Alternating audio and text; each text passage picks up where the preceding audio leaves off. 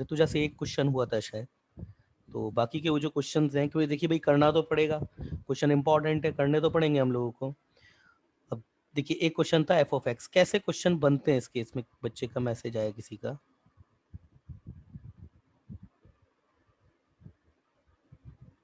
ठीक है, F of x कैसे क्वेश्चन आते हैं इसके, पहले तो ये देखते हैं, ये ऐसे क्वेश्चन आएंगे इसके। तो कुछ बच्चे जो ये कहते हैं ना कि सर मतलब ये वाला एक क्वेश्चन देखते हैं, इस क्वेश्चन को देख लेते हैं। हालांकि ये क्वेश्चन जो था cosec x whole raise to the power cot, नहीं ये तो नहीं, ये वाला देखते हैं। चलिए ये तो मैंने करवा दिया था कल, E raise to the power X minus one और इसका क्यूब, ये है cosec A X upon L N one plus X square, और ये है आपका बी। ये कब है डेफिनेशन, जब x is not equal to zero, जब ये है जब x इक्वल टू जीरो है तभी है।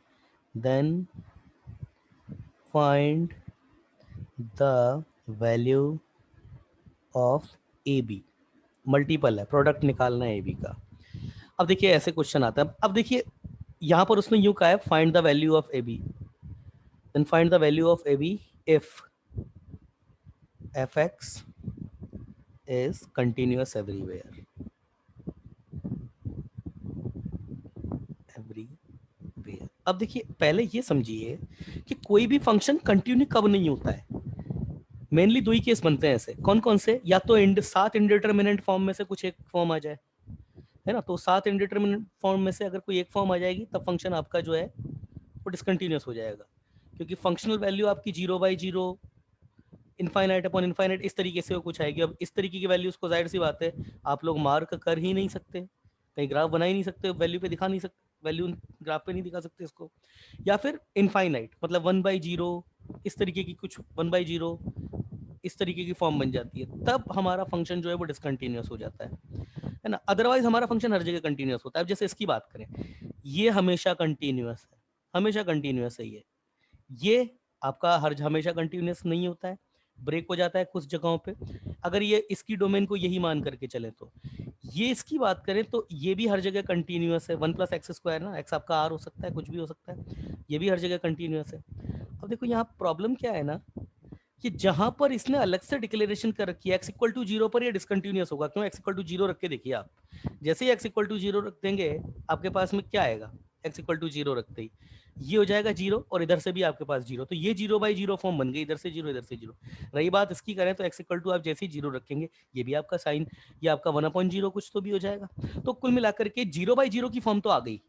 अब चाहे कुछ भी फॉर्म आती रहे, जीरो बाई जी, तो ये इंडिटरमिनेंट फॉर्म आ गई, एक्स इक्वल टू जीरो पे ये ग्राफ जो है वो डिसकंटिन्यूअस हो रहा है, तो इसलिए उसने उसकी फंक्शनल वैल्यू अलग से डिफाइन कर दी। मतलब अगर हम देखा जाए तो टेक्निकली हो क्या रहा होगा ना इसमें, कि ये हर जगह कंटिन्यूअस है ग्राफ आपका एक्स इक्वल टू जीरो के बाद। हालांकि एक्स इक्वल टू जीरो नहीं है तो अगर एक्स आपका ए सपोज कोई भी नंबर है, वो तो अभी पता पड़ ही जाएगा क्या है, एक्स आपका कोई भी नंबर होगा तो कोसेक एक्स की तरफ से जो डोमेन से नंबर हट जाएंगे, जैसे क्या आपका एन पाई हट जाएगा, तो एन पाई तो आपका डोमेन का हिस्सा रहेगा ही नहीं, वहां पर जरूर डिसकंटिन्यूअस हो जाएगा। अदरवाइज उसके अलावा हर जगह कंटिन्यूअस है, अगर एक्स इक्वल टू जीरो नहीं हो रहा होगा तो आपके पास जीरो के आसपास सीन कैसा बन रहा होगा ना, कि जीरो पर जाकर के ग्राफ हो रहा होगा ब्रेक, उसके इधर फिर से चालू हो गया होगा, बस जीरो पे। अब होगा क्या, इसकी जो लिमिटिंग वैल्यू है, ये जो इसकी अप्रोचिंग वैल्यूज है, ये अगर इसकी फंक्शनल वैल्यू के इक्वल आ जाते हैं, फंक्शनल वैल्यू भी दे रखी है यहाँ पे, तो वो जो बच्चे पूछते थे ना सर एक्स इक्वल टू ए पर तो हमेशा ही इंडिटरमिनेंट फॉर्म बनेगी तभी तो लिमिट निकालनी है, तो फंक्शन तो हमेशा ही वहाँ पे डिसकंटिन्यूअस होगा, तो कंटिन्यूटी का क्वेश्चन कहाँ से जनरेट हो जाता है, इसलिए मैं बोल रहा हूँ लिमिट का क्वेश्चन ऐसे जनरेट होगा, फंक्शनल वैल्यू अलग से देगा वो, तो ये फंक्शनल वैल्यू है। तो अगर इस होलो सर्कल को इसी जगह की वैल्यू से अगर भर दिया जाएगा तो ये कंटिन्यूअस हो गया। तो यही बस कंसेप्ट होता है लिमिट के क्वेश्चन करने का। तो अब मैं इसकी लिमिट निकालूंगा, सॉल्यूशन लिमिट निकालते, कोई बच्चा मीटिंग में बैठा हुआ है, एक मिनट रुके अंदर ले लेते हैं। राजवर्धन पाटिल आ गया, यश अमान आ गया। तो limit X tending to zero, इस पर लिमिट लगेगी E raise to the power X minus one का cube upon L N one plus X square. मैं इसको साइन लिख रहा हूँ जानबूझ के, क्यों? क्योंकि साइन में फॉर्मूला बन जाता है, sine F of X upon F of X का e raised to the power x। अब इसको मैं एडजस्ट कर देता हूँ, क्योंकि ये एडजस्ट पूरा पूरा हो रहा है। कैसे हो रहा है? x tending to 0, e raised to the power x minus 1 इसका क्यूब अपॉन ये x का क्यूब, मतलब x का x केवल, मतलब x का क्यूब से इसको डिवाइड कर दिया, तो इसको x क्यूब से डिवाइड कर दिया, तो ये x क्यूब को अब क्या करना पड़ेगा? आपको एडजस्ट करना पड़ेगा x क्यूब को। तो x की 3 पावर है, ठीक है, ये दो पावर्स तो इसको दे दी, और जो एक पावर है वो इसको दे देते हैं।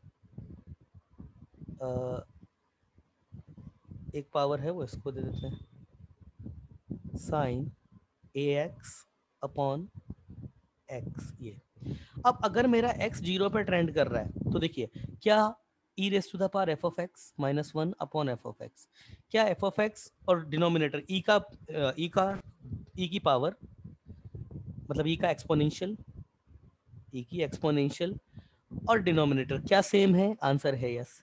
क्या e की पावर आपका 0 पे ट्रेंड कर रही है? Answer yes. क्या डिनोमिनेटर भी 0 पे ट्रेंड कर रहा है? तीनों यस मिल गए, ये 1 हो गया। सिमिलरली ये भी 1 हो गया। Standard formula F of x same है इसका।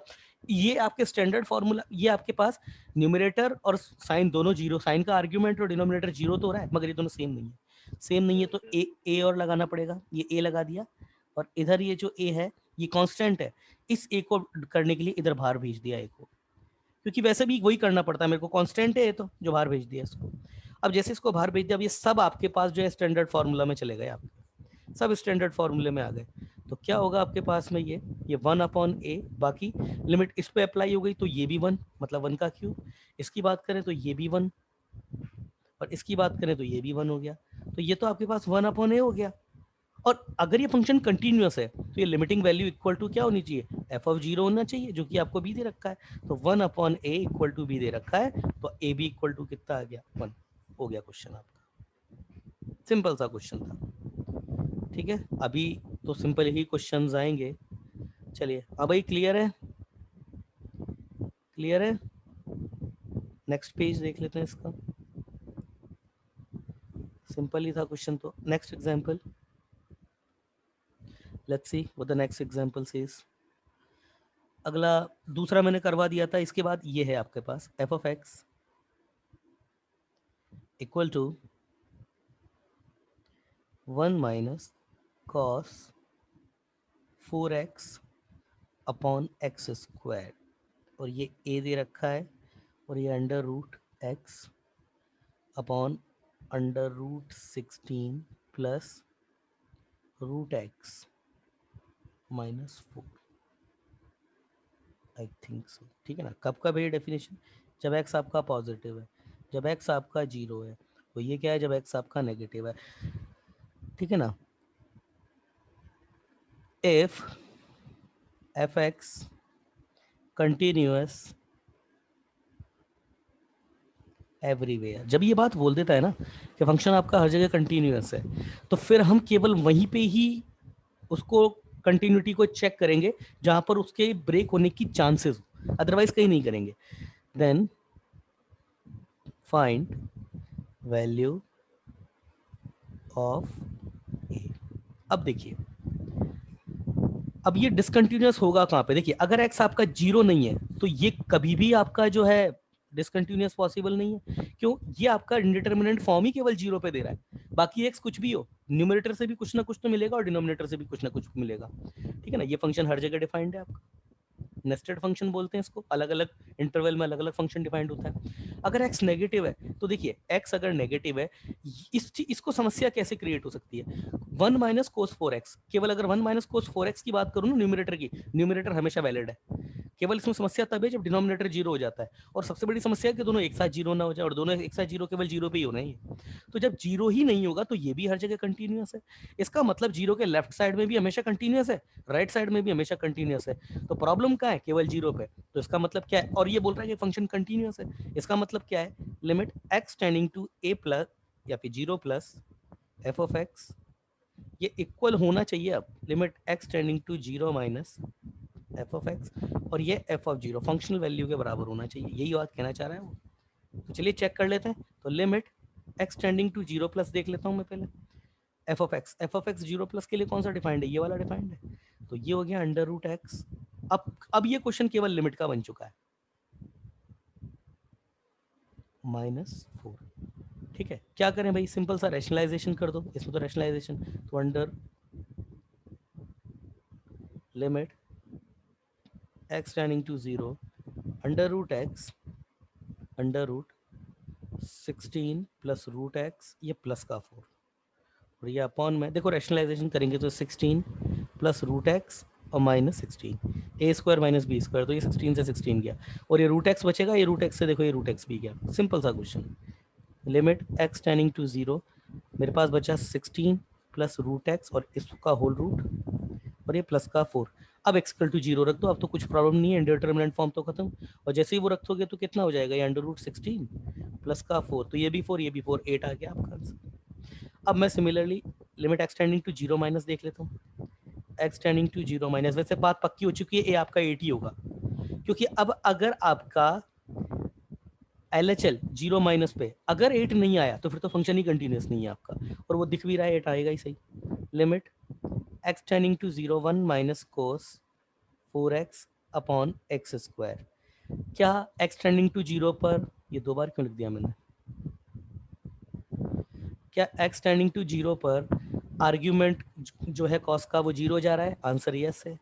तो क्या न्यूमरेटर जो है उसका वो भी 0 पे जा रहा है, वो भी है, सही है। क्या इन दोनों में एफ ऑफ एक्स और एफ स्क्वायर एक्स का रिलेशन है, वो नहीं है, तो वो एडजस्ट करना पड़ेगा। तो वो एडजस्ट करना पड़ेगा, तो कैसे एडजस्ट होगा, वो कैसे एडजस्ट होगा, 16 से डिवाइड करना पड़ेगा और या 16 से मल्टीप्लाइड करना पड़ेगा। श्रेयस कामले, जल्दी आया करो श्रेयस। ठीक है, अब तो एडजस्ट हो गया, लगाओ limit x tending to 0 minus 1 minus cos 4x, ये 4 है ना, 4x अपॉन 4x का स्क्वायर इंटू 16, ये आ गया स्टैंडर्ड फॉर्म में, और इसकी लिमिटिंग वैल्यू क्या होती है 1/2, तो दैट इज़ 1/2 इंटू 16 जो कि 8 आ चुका है, तो इसका मतलब a इक्वल टू 8 ही होगा, फंक्शनल वैल्यू 8 ही होगी, जो कि हमारे पास f ऑफ 0 है, तो उसका 8 ही होना पड़ेगा, उसका और कोई ऑप्शन ही नहीं है उसके पास। चलिए next question, let's see another question example. कोई भी बहुत टफ क्वेश्चन नहीं था कल का। f of x 1 plus mod of sine X, ये अच्छा क्वेश्चन है। क्यों अच्छा क्वेश्चन है, ये a upon mod of sine x, ठीक है। b, कल वैसे दीदी ने सारे क्वेश्चन कर दिए थे, दीदी ने सारे क्वेश्चन किए थे कल,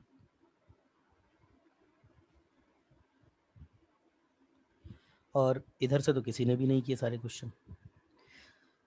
चलिए इस क्वेश्चन में ये अच्छा डेफिनेशन कब कब वैलिड है, कब कब वैलिड है, ये जब x इक्वल टू 0 है तब था, ये आपका x आई थिंक क्या था 0 से छोटा, और ये था आपका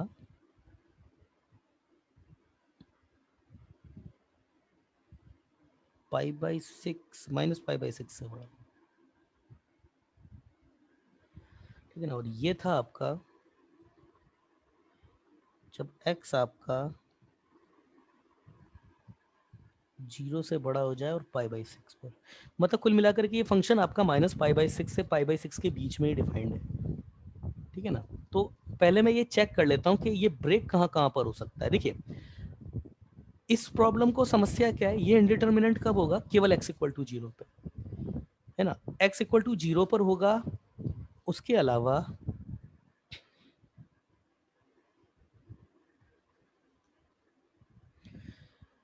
अलावा अच्छा हाँ दीदी, ये और कहीं 0 होगा क्या, और कहीं इंडिटरमिनेंट हो सकता है क्या ये, चलिए ये क्वेश्चन तुमने किया था इसलिए मैं तुमसे बात कर रहा हूँ। ये हो गया π/6, π/6 बोले तो 30, ये हो गया -π/6 जो हो गया -30, ये है 0।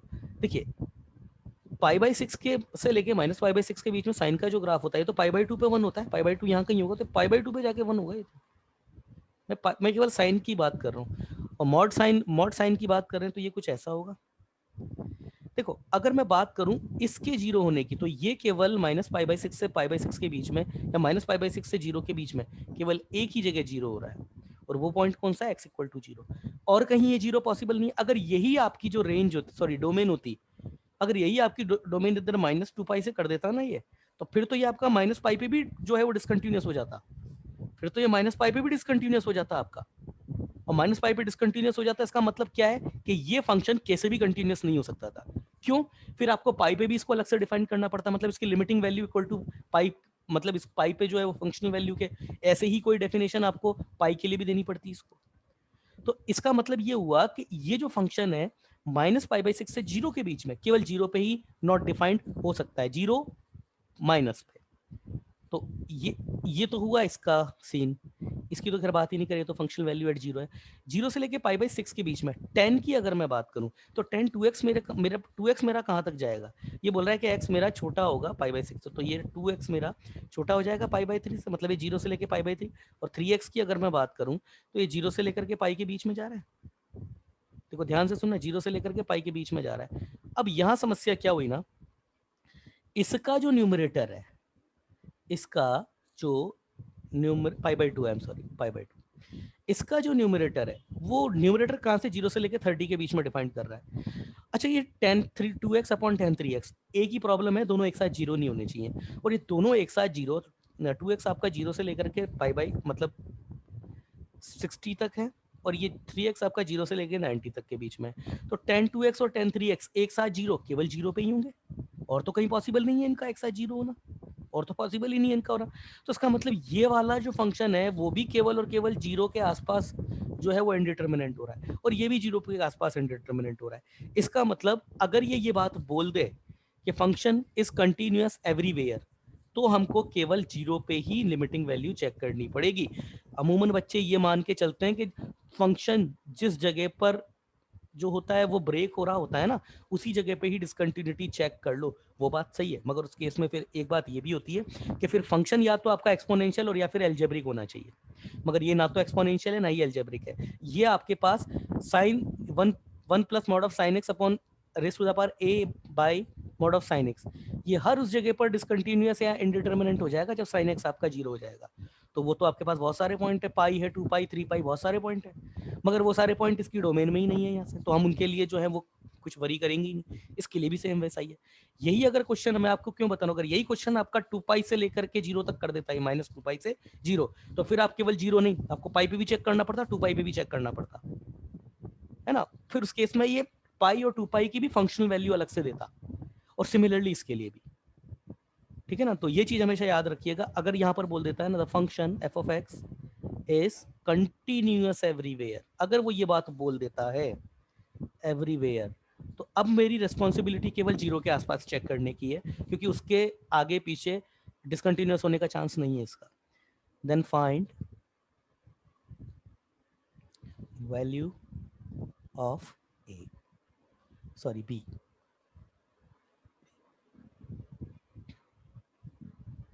तो कर लेते हैं, limit x tending to 0 plus, 0 plus पे मतलब इसकी लिमिट देख लेते हैं, तो ये e raise to the power 10 2x upon 10 3x, तो लिमिट पावर पे ही लगाते हैं, e raise to the power, देखिए ये मेरे पास e की पावर 0/0 बन रहा है। अब यहाँ पर वो मत लगा देना 1 की पावर वाला, 1 की power infinity exponential into power into base -1, वो मत कर देना यहाँ पे, ये तो चीज अलग है, ये 1 raise to the power infinity नहीं है। Limit x tending to 0 plus 10 2x upon 10 3x। अब या तो एडजस्ट कर दो या फिर रिप्लेस कर दो, आपके ऊपर है, दोनों मेथड बताएं। Limit x tending to 0 plus, actually adjustment और रिप्लेसमेंट एक ही चीज है, बस रिप्लेसमेंट में ये होता है कि एक आध दो स्टेप बच जाती हैं आपकी, तो मैं रिप्लेस कर देता हूँ। हालांकि एडजस्ट ही रिप्लेसमेंट है, पर थोड़ा छोटा हो जाता है रिप्लेसमेंट से। ये किससे रिप्लेस हो जाएगा? 2x से रिप्लेस हो जाएगा। ये किससे रिप्लेस हो जाएगा? ये 3x से रिप्लेस हो जाएगा। ये गया, तो कितना आ गया? e raise to the power 2/3। अब limit x tending to 0 minus, अगर कंटिन्यूअस है तो फिर यहाँ से भी exponential raise to the power 2/3 आना चाहिए। अब तो ये कितना हो जाएगा मेरे पास? ये 1 plus mod of sine X whole raise to the power a upon mod of sine X. कुछ नहीं करना, लगाओ फॉर्मूला, एक्सपोनेंशियल होल्ड्स टू या फिर exponential of limit x tending to 0 minus, और ये क्या हो जाएगा?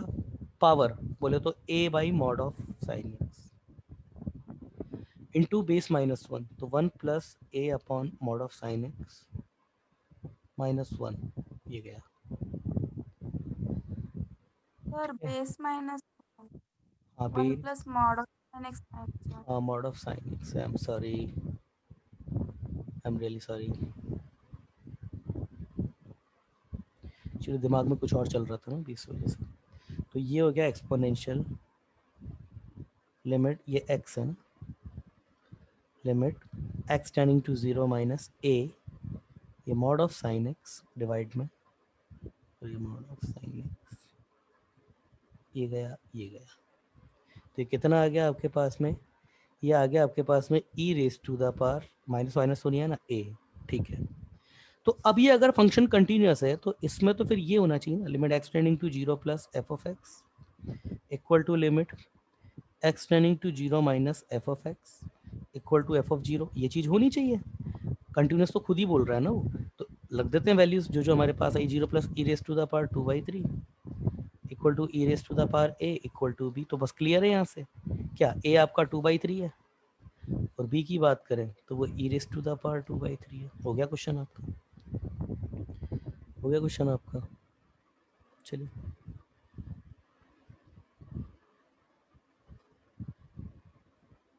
ठीक है,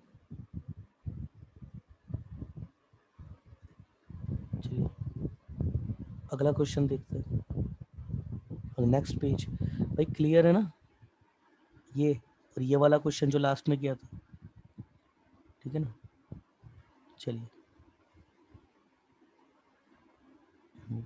नेक्स्ट, नेक्स्ट एग्जाम्पल।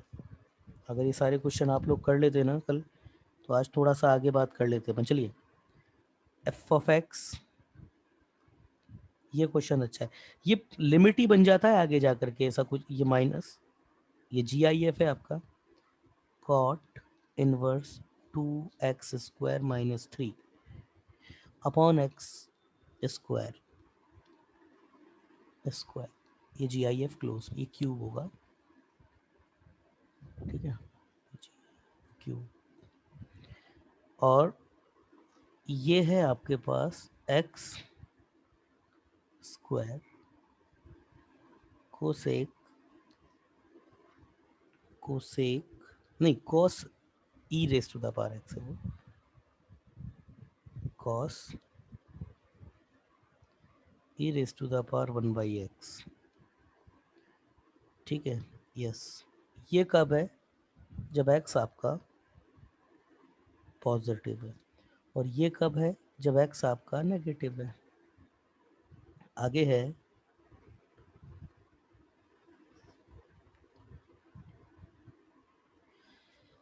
इफ, ये तो है आपका रिप्रेजेंट, नहीं दोनों लिख लेते हैं, एंड ये रिप्रेजेंट, जब तक आपको क्वेश्चन में ये मेंशन नहीं किया जाए ना, to G I F and fractional part F P, then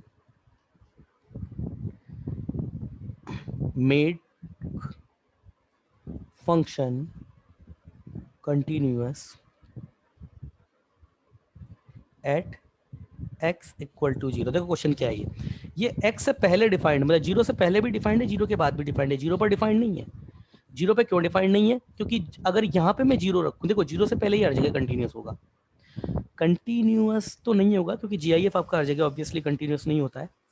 मगर अगर मैं 0 के आसपास की बात करूँ तो 0 से पहले, 0 से पहले ये डेफिनेशन एक्टिव है, 0 के बाद ये डेफिनेशन एक्टिव है, तो 0 प्लस और 0 माइनस पे जो जो भी मेरे पास लिमिटिंग वैल्यू आ रही है, वही अगर मेरे पास एफ ऑफ 0 हो जाता है तो ये फंक्शन कंटिन्यूस हो जाएगा 0 पे, तो कम से कम, तो वही मेरे को करना है। तो अब मुझे क्या करना है, इसका सॉल्यूशन अगर मैं बताऊं तो मेरे को limit x tending to 0 plus F of x equal to limit x tending to 0 minus F of x, ये चेक करना है। अगर ये दोनों सेम आ जाते हैं तो इसी के इक्वल मुझे एफ ऑफ 0 कर देना है, तो मेरे पास एफ ऑफ 0 करते ही मेरे फंक्शन जो है वो कंटिन्यूस आ गया। यही वो बोलना चाह रहा है कि एफ ऑफ 0 कुल मिला करके एफ ऑफ 0 आपको बताना है क्या है। तो चलो कोशिश करते हैं, अच्छा क्वेश्चन है, इसमें तो ITF की नॉलेज काम में आएगी आपकी। Limit x tending to 0 plus ये है मेरे पास 3 minus cot inverse 2x cube minus 3 upon x square. बच्चे आ रहे हैं, कुछ बहुत लेट आ रहे हैं भाई बच्चे। श्रेयस कामले, आविष्कार चौगले, श्रेयस बैन ने, सॉरी। हाँ भाई, हाँ तो दीदी कैसे करें इस क्वेश्चन को? चलिए, वैसे आपने तो क्वेश्चन ट्राई किया था, आपसे हुआ नहीं होगा, अदरवाइज तो हम ये भी करके डाल देते। हाँ भाई पार्थ, बताओ कैसे करें ये 3a पावर, कैसे इस GIF को ब्रेक करें? रिप्लाई करो पार्थ, कैसे इस GIF को ब्रेक करें बताओ भाई।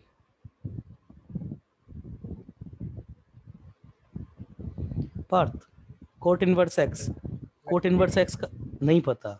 नहीं पता, ठीक है।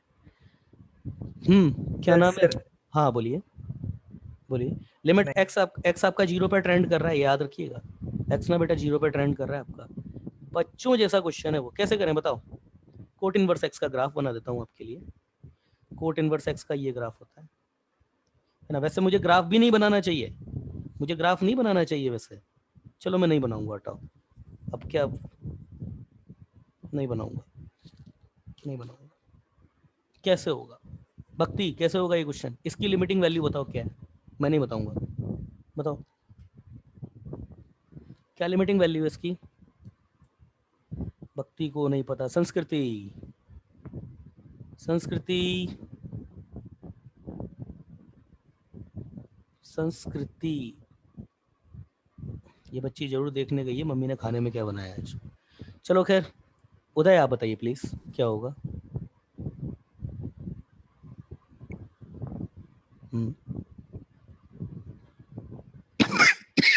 कुछ भी नहीं है इस क्वेश्चन में, बताओ उदय क्या होगा? ये कॉट इनवर्स की जो वैल्यू वो कहाँ ट्रेंड कर रही है वो बताओ, क्योंकि अगर लिमिट भी लगाओगे तो भाई इस पे तो लिमिट लगाना बनता नहीं है, ये तो कांस्टेंट है। लिमिट तो इसी पे ही अप्लाई होगी एक्चुअली। तो या तो मैं इसको ऐसे लिख दूं या फिर ऐसे लिख दूं, limit x tending to 0 plus cot inverse 2x cube minus 3 upon x square, ऐसे। अब बताओ क्या होगा?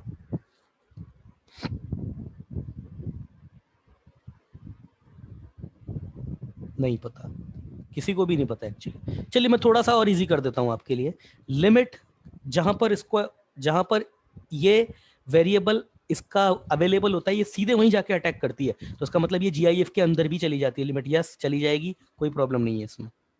लिमिट ये अंदर चली गई, x tending to 0 plus cot inverse 2x cube minus 3 upon x square, ये GIF क्लोज। अब तो बता दो, अब तो बता दो कितना होगा दीदी, कितना होगा?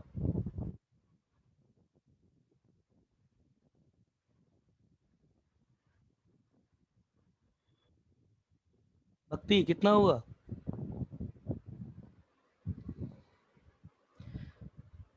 चलिए और सिंपल, लिमिट अभी और अंदर भी चली जाएगी ये तो, ये कॉट इनवर्स ये और अंदर गई लिमिट, सिंपल ब्रैकेट है ये ना, 2x cube minus 3 upon x square, इस पे लिमिट अप्लाई हो जाएगी।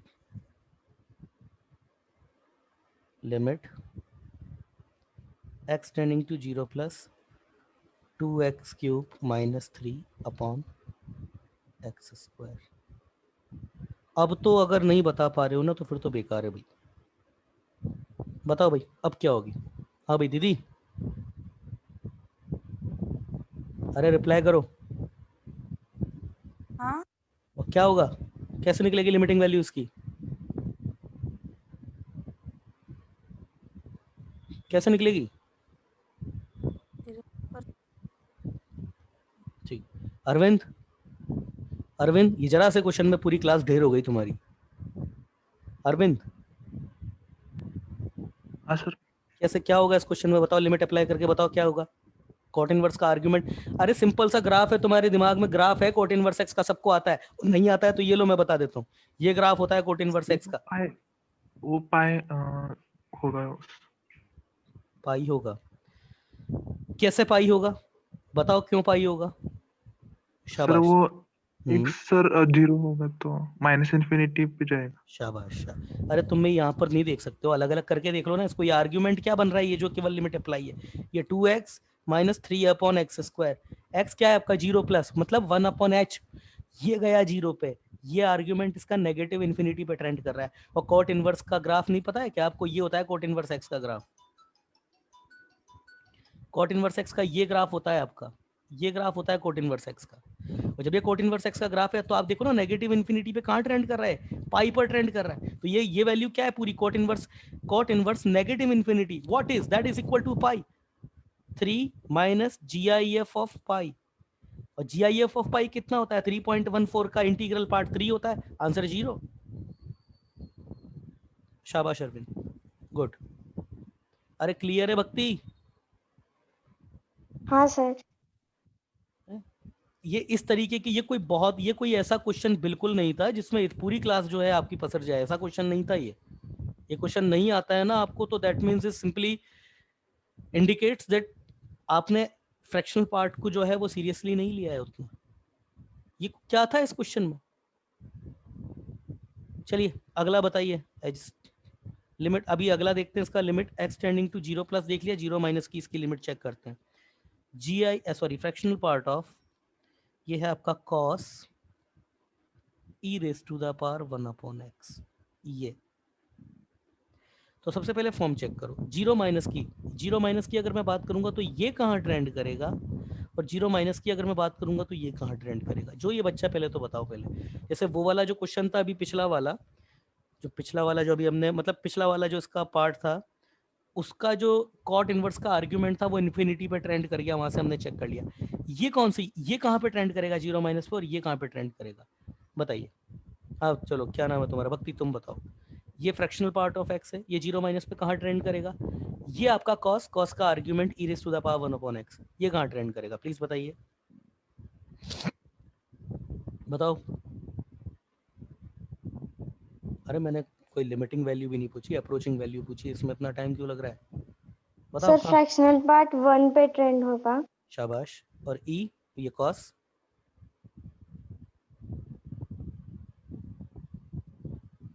चलिए पार्थ, पार्थ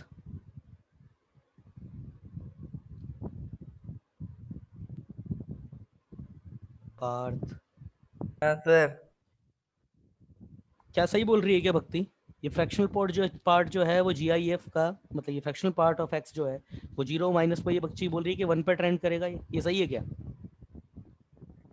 सर माइनस, हाँ वो 1 माइनस, हाँ 1 माइनस बोलना या 1 पे ट्रेंड करना वो एक ही बात है। आप ये बोल सकते हैं 1 पे लेफ्ट साइड से ट्रेंड करेगा, ऐसे बोल सकते हो आप, है ना। तो 1 पे ट्रेंड करना तो भाई ये सही बात है, 1 माइनस होगा। ये देखिए 1 है, 1 नहीं होता, 1 से थोड़ा सा छोटा होता है। अगर ये 0 प्लस पे आएंगे तो ये 1 माइनस होता है, ठीक है। इधर देखो अब, ये आपका 0 माइनस है, दैट मीन्स व्हाट, e की पावर कितनी है, 0 माइनस है तो रख के देखो, 0 माइनस है तो क्या मैं 1/-h हो गया, 0 माइनस तो कितना होता है 0 माइनस, मतलब सॉरी 0 माइनस आपका माइनस h होगा, 0 प्लस आपका h होता है ना, तो 0 माइनस तो आपका माइनस h होगा। और h आपको पता है h क्या है, मैं h को वो नंबर बोलता हूँ जो 0 के जस्ट एडजेसेंट है ना। फिजिकली वो नंबर आइडेंटिफाई नहीं किया जा सकता, बट जस्ट हम इमेजिनेशन में तो उसको h ही बोल सकते हैं। तो ये मेरे पास क्या लिखा हुआ है, कोस रेस्ट आप पावर पे होल्ड कर रहा है 1/-h को, तो ये हो गया। या फिर ये e की पावर क्या है, नेगेटिव इन्फिनिटी है, और e की पावर नेगेटिव इन्फिनिटी का ग्राफ नहीं आता है क्या, ये देखिए ये 0 पर ट्रेंड कर रहा है, मतलब ये cos का आर्ग्यूमेंट कहाँ ट्रेंड कर रहा है आपका, 0 पर ट्रेंड कर रहा है, 0 प्लस पर। देखिए नेगेटिव इन्फिनिटी, ये होता है नेगेटिव इन्फिनिटी आपका कितना होता है, 0 नहीं होता है, 0 से बड़ा होता है। तो इसमें समस्या ही क्या है इसमें, ये तो आपका 1 माइनस हो गया, और ये आपका cos का आर्ग्यूमेंट जो है, ये जो cos का आर्ग्यूमेंट है, एक मिनट,